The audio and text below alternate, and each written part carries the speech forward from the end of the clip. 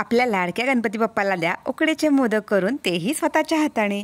अगदी साध्या आणि सोप्या पद्धतीने उकडीचे मोदक कसे बनवायचे आज मी तुम्हाला नक्कीच सांगणार आहे. त्यासाठी सरिता 24 रेसिपीज या चॅनलला सबस्क्राईब करायला विसरू नका आणि व्हिडिओ आवडला असेल तर लाईक शेअर सबस्क्राईब करायला पण विसरू नका. चला तर मग आता आपण बनवू मस्त सुंदर असे उकडीचे मोदक, मऊसूत लोण्यासारखे. त्यासाठी काय करायचं आहे पहा. सर्वप्रथम पातेल्यामध्ये 1 वाटी पाणी गरम करायला ठेवलेलं आहे. त्यानंतर मंद गॅस करून त्यामध्ये थोडंसं मीठ, चिमूटभर मीठ टाकलेलं आहे.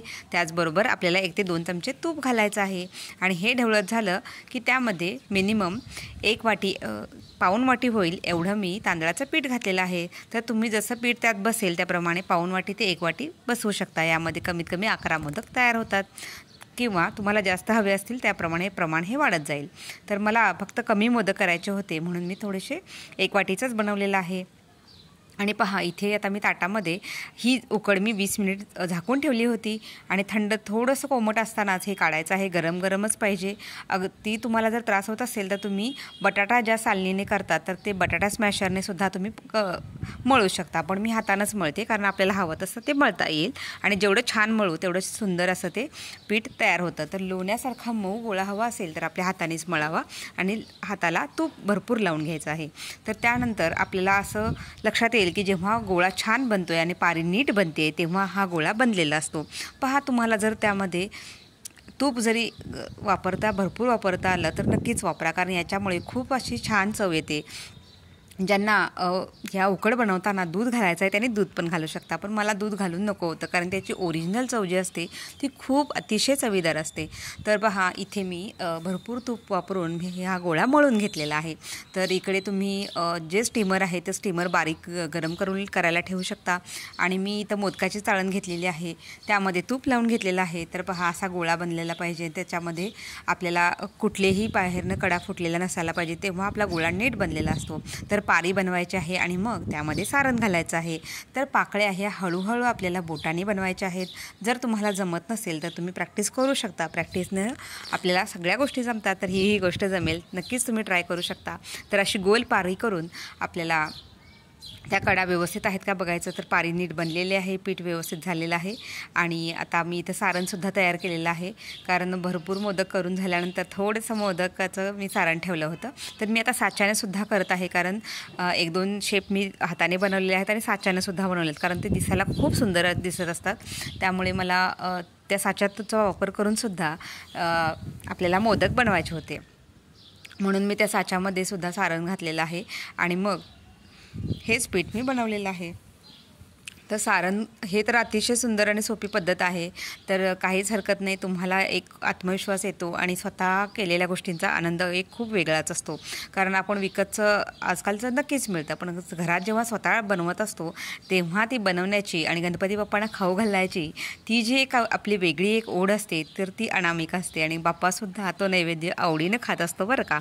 त्यासाठी आपण नक्कीच आपली मेहनत लागते आणि आपली करायची इच्छासुद्धा असायला हवी. आणि पहा गणपती बाप्पांना हवं असेल तर ते सुद्धा आपल्याला मदत करत असतात म्हणून आपण सुद्धा स्वतः एक स्टेप पुढं जावं लागतं. तर त्यासाठी पहा मी इथे बोटानेच ह्या पारी बनवते आहे. तुम्हाला जेवढ्या पाकळ्या जमतील तेवढ्या करा, 4-5 जेवढ्या जमतील तेवढ्या करा कारण सुरुवातीला कसं असतं की कोणीच परफेक्ट नसतं. जेव्हा आपण अशा गोष्टी प्रॅक्टिसनेच बनवू शकतो तर आपल्याला 4-5 6-7 अशा जेवढ्या पाऱ्या बनवता येतील तेवढ्या पाऱ्या बनवायच्या आहेत. त्यामध्ये सारण घालायचं आहे आणि मग आपल्याला हा मोदक बंद करायचा आहे. तर ज्यांना पुरणपोळी किंवा मोदक असे सारखे बनवून सवय असते तर त्यांना एकदम परफेक्ट जमत असतात. तर नक्की तुम्ही तुमच्या प्रॅक्टिसने बनवू शकता आणि एकाच साईडने ह्या पाऱ्या गोल फिरवायच्या आहेत आणि मग नंतर आपल्याला हा मोदक बंद करायचा असतो आणि मग वाफवायला ठेवायचं असतं. जर तुमच्याकडे केळीचं पान अवेलेबल असेल तर केळीचं पान घालून तुम्ही वाफवायला ठेवू शकता. नसेल तर तुम्ही पांढरं कापड भिजवूनसुद्धा घट्ट पिळायचं आहे आणि मग त्यानंतर त्यामध्ये तुम्ही ह्या उकड ठेवू शकता. बघा मी आता हे जवळजवळ दुसऱ्यांदाच करते तरीसुद्धा एवढा व्यवस्थित मोदक बनलेला आहे. पण जेव्हा तुम्ही प्रॅक्टिस कराल तेव्हा खूप सुंदर असे मोदक बनतील. तर मी साच्याने तो निम्मे आणि निम्मे हाताने बनवलेले होते. तर असे तुम्ही मोदक नक्कीच ट्राय करायला घेऊ शकता. आणि तुमच्याकडे बघा माझ्याकडे उकडीचे दोन्ही प्रकारचे मोदक होतात. जसं तांदळाची उकड म्हणतात किंवा आपण पारंपरिक पद्धतीने गव्हाच्या उकडीचेच करतो कारण ते आम्हाला जास्त आवडतात. पण कुठल्याही गोष्टीत आपण मागं राहायचं नाही आहे असं ठरलं आहे. तर मग नवीन पद्धतसुद्धा नक्की ट्राय करायला हवी किंवा पारंपरिक पद्धतसुद्धा ट्राय करायला हवी. म्हणून मी ह्या पद्धतीने सुद्धा केले होते. आणि आमच्याकडे जे गव्हाच्या उकडीचे जे मोदक असतात ते सुद्धा आम्ही उकडंसुद्धा काढतो आणि तळूनसुद्धा घेतो. छोटे छोटे मोदक तळलेसुद्धा तरीसुद्धा खूप सुंदर लागतात आणि ते 2 दिवस मस्त छान टिकतात फ्रीजमध्ये न ठेवता. तर उकडीचे मोदक मॅक्झिमम तुम्ही फ्रीजमध्ये ठेवून 2 दिवस खाऊ शकता. पण पहा, हे जे तळलेले मोदक असतात ते 2 ते 3 दिवस आरामात टिकतात. तर अशा प्रकारे आपल्याला मोदकांचे वेगवेगळे प्रकार करता येतात. आणि उकडीचे मोदक म्हटल्यानंतर बऱ्याच गृहिणींना अंगावर काटा येतो, तर त्याची काहीच गरज नाही. तुम्हीसुद्धा अशा साध्या सिंपल पद्धतीने ही ट्रिक वापरून तुम्ही करू शकता. जास्तीत जास्त तुम्ही तांदूळ जर तुम्हाला व्यवस्थित पाहिजे असेल तर तुम्ही आंबेमोहर तांदूळसुद्धा घेऊ शकता. तो भिजवत ठेवायचा आहे आणि घरातल्या घरात सावलीमध्ये सुकवून ठेवायचा आहे आणि मग तो दळून आणायचा आहे. आणि ती जी पिठी असते ती एकदम बारीक झाली पाहिजे, तर तो मऊ लोण्यासारखा असा आपलं मोदक बनतात. तर मी ते वाफायला ठेवलेले आहेत आणि खाली थोडं पाणी घातलेलं आहे आणि त्यानंतर वरती मोदकाची चाळण, आम्ही याला मोदकाची चाळणच म्हणतो. आणि मॅक्झिमम इथेच आम्ही याच्यामध्येच मोदक उकडवतो.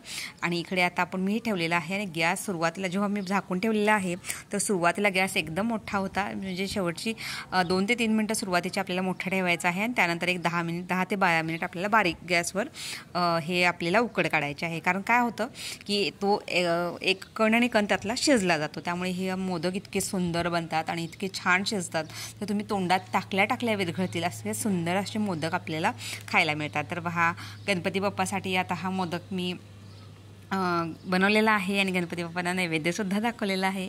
तर हा आपला छोटासा गणपती आहे आणि आता मोठ्या गणपतीलासुद्धा नैवेद्य दाखवायचा आहे. पण तत्पूर्वी थोडासा व्हिडिओ तर बनतोच, कारण कसं आहे का आपण स्वतः बनवलेल्या वस्तू ज्या नैवेद्य असतो तर त्याचा एक वेगळाच आनंद आपल्यात असतो. म्हणून मग ह्याच्यावर तुपाची धार पण सोडलेली आहे. तर तूप घट्ट झालेलं आहे आणि रवा टेक्स्चरचं तूप आमच्याकडे नेहमीच बनतो. खूप सुंदर घरच्या घरी आम्ही तूप बनवत असतो. तर माझ्या आईने भरपूर तूप बनवून ठेवलं होतं आणि मग मी त्या तुपाचा सगळा मोदक करण्यासाठी फस्त केलं होतं. आणि पहा, इकडे आता गणपती बाप्पांना नैवेद्यही दाखवलेला होता आणि नैवेद्य दाखवता थोडं शूटिंग तर होतंच, म्हणून मग शूटसुद्धा केलं होतं आणि माझ्या गोड बाप्पाने तो नैवेद्य ग्रहण पण केला. तर आमच्या गणपती बाप्पाला तर हे मोदक खूप खूप आवडले. तर तुमच्यासुद्धा गणपती बाप्पाला तुम्ही तुमच्या स्वतःच्या हाताने करून नक्कीच नैवेद्य दाखवा. आणि व्हिडिओ आवडला असेल तर लाईक, शेअर, सबस्क्राईब करा. गणपती बाप्पा मोरया.